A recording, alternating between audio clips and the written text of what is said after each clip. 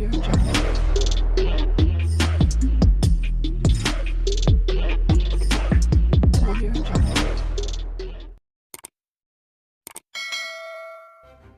kasih karena memilih channel ini. Sebelum kita mulakan video ini, sila pertimbangkan untuk menekan butang like, share, dan subscribe, dan aktifkan butang lonceng Anda agar Anda sentiasa mendapat info-info percuma pada setiap hari dari channel kami. Dan tinggalkan komen Anda karena komen Anda amatlah dihargai.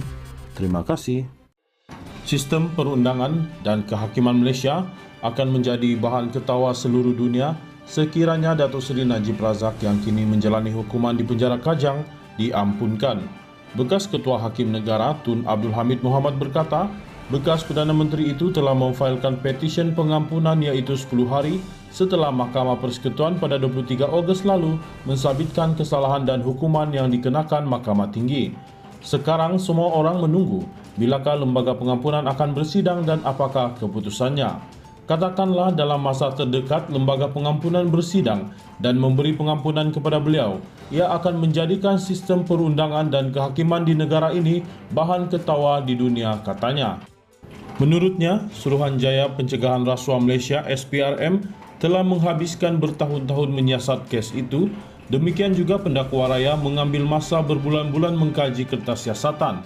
Hakim pula katanya mengambil masa bertahun-tahun untuk membicarakan kes itu dan mendengar rayuan demi rayuan, merekod, menyemak dan mengkaji beribu-ribu halaman keterangan dan dokumen, mendengar puluhan saksi dan menulis ratusan halaman alasan penghakiman. 1-2 bulan selepas tertuduh disabitkan dan dihukum penjara berpuluh-puluh tahun dan didenda beratus-ratus juta atau berbilion tanpa terpaksa melakukan apa yang disebut itu semua, ahli-ahli lembaga pengampunan dengan satu ayat mengampun sabitan dan hukuman itu, perlukah saya berkata apa-apa lagi? Bayangkanlah sendiri, katanya. Tun Abdul Hamid yang menjadi Ketua Hakim Negara mulai 2 November 2007 hingga 18 Oktober 2008 berkata, kesalahan yang dilakukan oleh Najib adalah lebih besar daripada kesalahan Datuk Seri Anwar Ibrahim kerana ia melibatkan kewangan negara.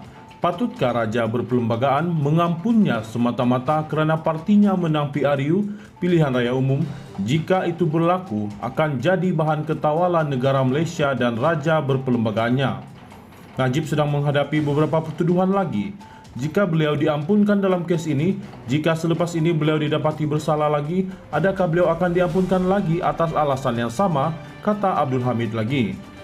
Katanya, beliau menegaskan hujah adil atau tidaknya sesuatu perbicaraan terletak sama ada keputusannya sah mengikut undang-undang, bukannya mengikut perasaan orang ramai, apatah lagi ahli sesebuah parti politik yang semestinya berat sebelah. Abdul Hamid berkata, beliau telah membincangkan alasan itu satu persatu untuk membantu pembaca menilainya dan membuat keputusan sendiri. Beliau juga menegaskan bukan tugas atau terletak di bawah bidang kuasa lembaga pengampunan untuk mempersoalkan kesahan keputusan Mahkamah Persekutuan atau mengetepikannya. Katanya, perasaan Najib tidak mendapat perbicaraan adil berdasarkan emosi ahli-ahli sesebuah parti politik tidak boleh menjadi alasan memberi pengampunan.